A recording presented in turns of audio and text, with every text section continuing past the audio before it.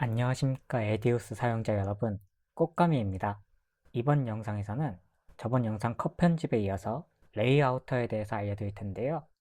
사실 녹화본을 날려버려서 이번에 재녹화를 하게 됐습니다. 일단은 바로 레이아우터 강좌를 진행해 보도록 하겠습니다.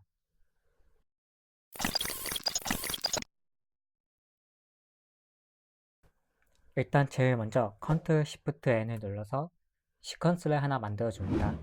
그리고 오디오는 사용을 하지 않을 거기 때문에 비활성화 해주고 잠가두도록 하겠습니다. 그리고 Ctrl S 눌러서 저장 한번 해주고요. 시퀀스 부분에서 오른쪽 마우스 눌러서 시퀀스 세팅 들어가서 시퀀스 이름도 변경을 해주도록 하겠습니다.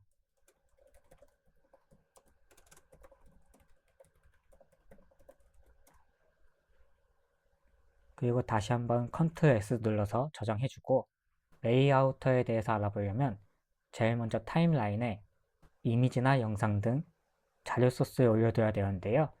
저 같은 경우에는 이미지 2장을 미리 준비해 놨기 때문에 일단 이미지 2장 타임라인으로 올리도록 하겠습니다. 그리고 여기 있는 이 버튼 눌러서 타임라인 크기 맞춰주도록 하고요. 그리고 클립을 클릭하게 되면 인포메이션 쪽에 레이아우터가 나타나게 됩니다. 레이아우터를 더블 클릭해서 실행하시거나 혹은 해당 클립을 클릭하고 F7을 눌러서 클릭하시면 레이아우터가 실행되십니다. 일단 레이아우터의 개념을 간단히 설명드리면 클립 자체의 속성값을 조정하는 건데요. 쉽게 말씀드리면 클립을 이제 자르거나 혹은 위치나 크기 등을 변경하는 그런 상태창을 의미합니다. 그리고 레이아우터 좌측에 보면 크게 세 가지의 탭이 존재하는데요. 첫 번째는 크롭으로 자르기 옵션입니다. 이제 필요 없는 부분을 이렇게 자연스럽게 잘라주는 그런 역할을 해주는 기능이고요. 보시면 이렇게 필요 없는 부분을 자른 게 나타나는 걸 보실 수 있으실 겁니다. 물론 클럽은 여기서가 아니라 여기서도 자르기를 진행하실 수 있습니다. 이런 식으로 퍼센트 단위로 자르실 수 있고요.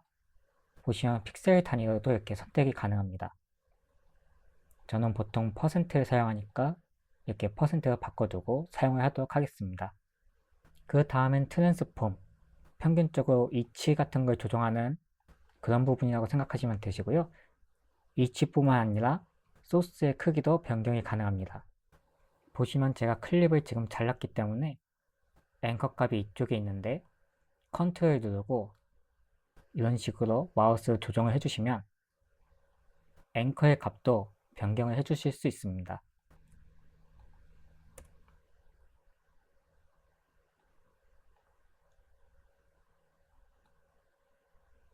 이런 식으로 말이죠.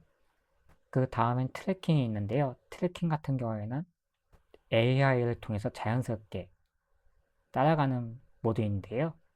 이거 같은 경우에는 나중에 사용을 하게 되면 그때 자세히 사용 방법부터 어떤 기능인지 제가 설명해 드리도록 하겠습니다. 보통 움직이는 영상에서 특정 움직이는 물체에 자막을 넣거나 혹은 모자이크를 넣을 때 주로 사용하는 것 같은데 사실 저는 이 기능을 잘 사용하지 않고 있습니다. 잘 사용하지 않다기보다는 한 번도 사용을 하지 않았어요. 그러니까 이 부분은 넘어가도록 하고 그 다음은 2D로 할지 3D로 할지 선택해주는 화면이고요. 2D로 작업을 해주게 되면 평면적인 이동 및 회전이 가능하고요. 보시다시피 이렇게 이동과 회전 이런 식으로 할 수 있고 만약에 3D로 하게 되면 이런 식으로 입체적인 이동이 가능하게 되는 거죠.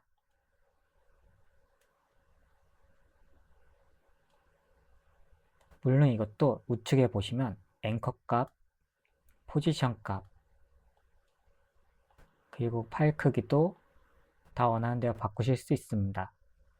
참고 이걸 해제하면은 가로, 세로 각자 조절할 수 있고 이걸 선택하시면 가로, 세로 비율을 유지한 상태로 파일 크기가 늘어나거나 줄어들게 됩니다.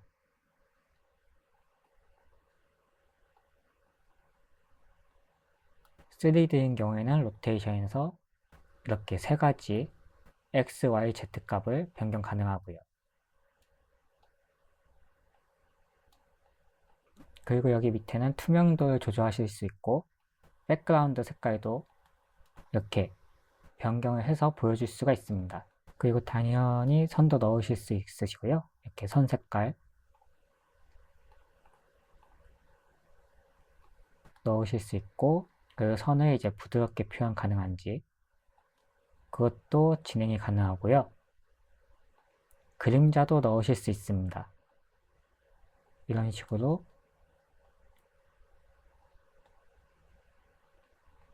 그림자 작업도 가능하시고요. 그림자의 색상도 변경이 가능하십니다. 그리고 여기 보시면 Show Grid라고 이 버튼이 있는데, 이걸 체크하게 되면 이렇게 안정적인 세이프 선이 나타나게 되고요. 그 오른쪽에 보시면 셀렉트 툴부터 이렇게 몇 가지 툴 버튼이 있는데, 첫 번째는 작업할 영상을 선택하기 위한 버튼으로 이런 식으로 이동할 때 주로 사용하는 그런 버튼이고요. 그 다음에는 미리 보기 화면 크기의 확대와 축소를 할 수 있는 줌 툴이 있는데, 이거 같은 경우에는 이런 식으로 클릭하고 이 아래로 움직이면 드래그 확대가 되는데, 이거보다는 컨트롤 누르고 마우스 힐을 해서 확대 축소하거나 여기서 특정 숫자를 입력해서 확대나 축소를 하실 수 있습니다.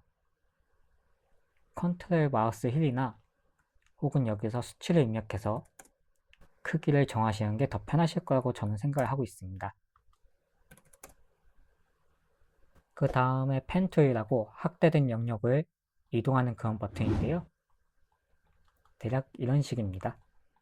별거 없어요. 그 다음에 여기도 몇 가지 버튼이 있는데, 이 버튼들은 사용을 하지 않기 때문에 그냥 넘어가도록 하겠습니다. 기껏해야 이전 작업으로 돌리는 거나 이후 작업으로 돌리는 거, 혹은 가운데 맞추기인데 크게 사용을 하지 않을 것 같으니까 넘어가도록 할게요. 그리고 여기 있는 매개 변수 탭, 아까 설명드렸듯 여기 있는 소스 클럽은 영상에 필요 없는 부분을 잘라주는 부분이고요. 만약에 이걸 체크해 주게 되면 클럽C 기준점을 앵커에 맞추라는 명령을 내려주는 겁니다. 여기 같은 경우에는 앵커의 중심축이고요. 그리고 포지션 X, Y, Z 위치 바꾸는 거, 그리고 소스 크기 바꾸는 데고, 여기는 화면을 회전시키는 구간,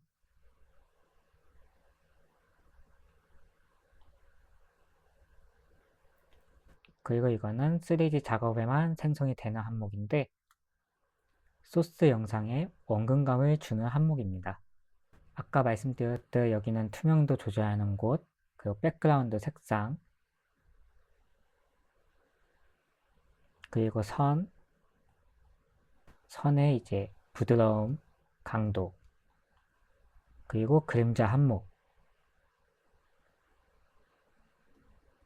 그리고 이쪽에는 키프레임 항목이 있는데, 이 키프레임 항목 같은 경우에는 제가 다음 강좌에서 설명을 드리도록 하겠습니다. 그리고 여기에는 프리셋 탭이 존재합니다. 편집된 레이아우터를 저장해서 다른 클립에 적용할 때 사용하는 기능이기도 한데요. 저는 이 프리셋을 잘 사용하지 않고 그나마 사용하더라도 이 디폴트만 사용을 하고 있습니다. 가장 기본을 완전히 보여주는 거죠. 혹은 만약 여기서 하나씩 복구를 하고 싶다면 여기 있는 이 표시를 클릭해주면 됩니다. 그럼 하나씩 복구가 됩니다.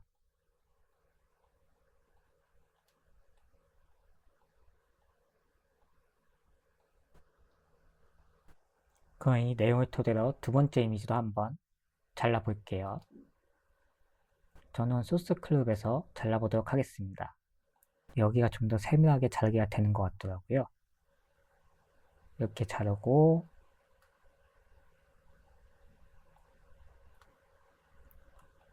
그리고 살짝 중앙각을 맞춰주고 앵커도 편하게 가운데 쪽으로 놔주도록 하겠습니다. 앵커는 컨트롤 누르고 마우스 왼쪽 클릭해서 앵커의 위치를 이렇게 바꿔줄 수 있습니다. 그리고 이미지 크기 조금만 키워주고요. 아래로 내려가서 선도 살짝 넣어줄게요.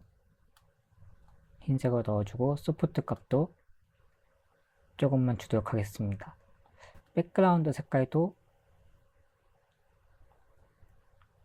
약간 핑크핑크하게 바꿔주도록 하고요. 3D로 바꿔서 살짝 이미지를 조금 수정해 주도록 하겠습니다. 원근감도 좀 주고요.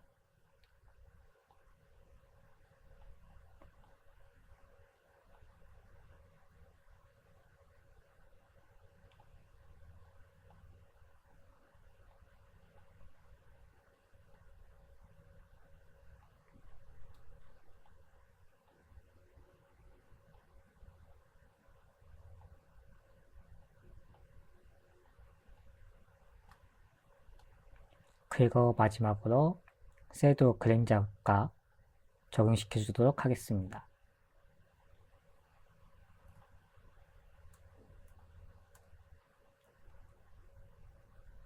이렇게 하면 대략 이런 느낌으로 표현이 가능하고요. 이렇게 레이아웃을 통해서 필요 없는 부분을 자르기도 하고 혹은 이미지의 위치를 바꿔주거나 이미지의 크기를 바꿔주고 그리고 이미지 겉에 선의 색깔이나 혹은 그림자를 추가하실 수가 있습니다. 그리고 이런 걸 적용하고 나중에 레이아우터의 키프레임까지 이용을 하시게 되면 보다 더 많은 표현을 하실 수 있으니까 이 부분 참고하시면 되실 것 같고 다음 강좌에서는 레이아우터 키프레임을 통해서 조금 더 효율적으로 영상 또는 이미지를 다채롭게 표현하는 방법을 알아보도록 하겠습니다. 저는 지금까지 꽃감이었고 영상 시청해 주셔서 감사드립니다.